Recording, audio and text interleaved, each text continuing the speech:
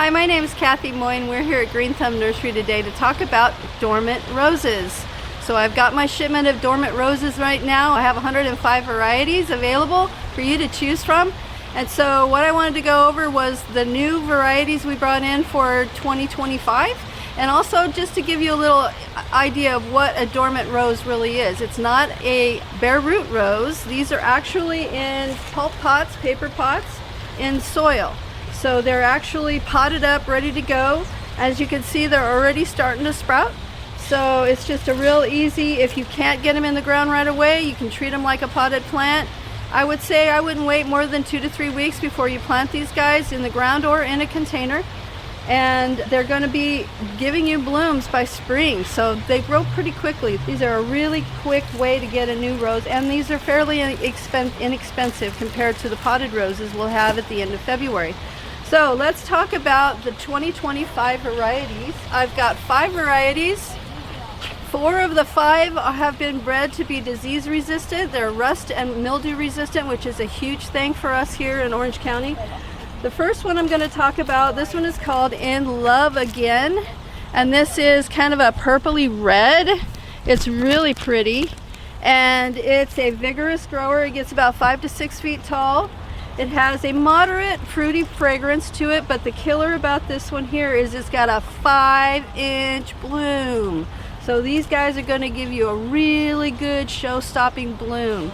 So that's a good one, In Love Again. So now we're going to talk about the next rose. This one is called Angelic Veil. And this rose is a picote, which it's got 2 different colors. It's got a white with a pink blush, but it's more pink than white.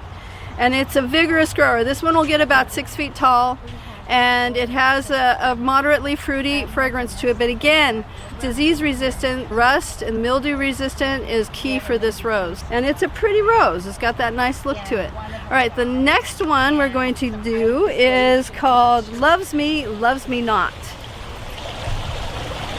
Like that old game that we used to play where you pull a petal, he loves me, he loves me not. This rose has over 200 petals. It also has a 5-inch bloom, and it's about a 5 to 6 foot variety. It'll get about that tall, and they've developed the stem, the neck of the stem, to be strong so they can hold up that 5-inch bloom with all those 200 petals. It's not necessarily a disease resistant rose, so you're going to have to put it in a spot where it gets good air circulation and at least 5 hours of direct sun.